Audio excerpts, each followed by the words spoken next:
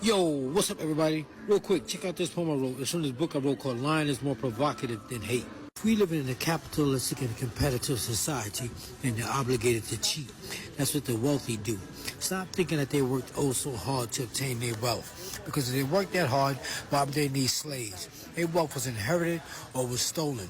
Then once it was accumulated, it was passed down from parent to child, parent to child, parent to child. Ask the natives. All this land is worth a lot of green, and this is why when slavery ended, black folks never received 40 acres of mule and $100. But instead, we've been socially engineered to live like roaches in these black ghettos of America. And if you notice, the hood is always near a highway or a highway overpass. And this is called social engineering. And we're simply enjoying the fruit of a social illusion. This is why black folks will come outside on fleek with expensive sneakers on their feet, but the hood looks like it's going through a Great Depression. And I bet you're going to say, well, it's black folks' fault. But nobody but looks at it like this. When we came here, we were like strangers in a strange land, set free with no home, no land, no food, no clothes, no friends. Jim Crow segregated, prosperous black towns burnt to the ground, and now the criminal element is set. And if it rhymed that a rapper could get caught, he's going to commit some kind of felony. In my neighborhood, they got corner stores in the middle of the block. Remember me?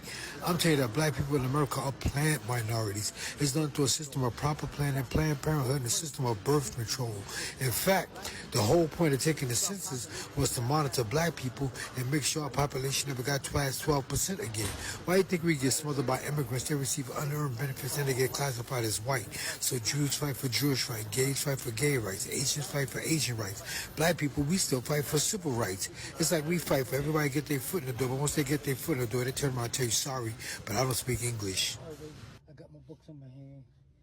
Corner stores in the middle of the block. That's because in my neighborhood there's a corner store that's in the middle of the block.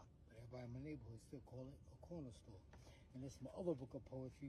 This one is called Don't Beat Your Children or They'll Turn Out Like Me. It's not a book about how to raise your children. It's just me writing about the funny and the ironic things I see every day in New York City, like having a corner store in the middle of the block. And this is my other book I wrote. This one is called Agitation Gets the Dirt Out. That's because I don't know it all, but I may say something to agitate you, and that's going to get the dirt out. And this is my latest book I have out. This one is called Lying is More Provocative Than Hate. My books, I sell them for $14.98.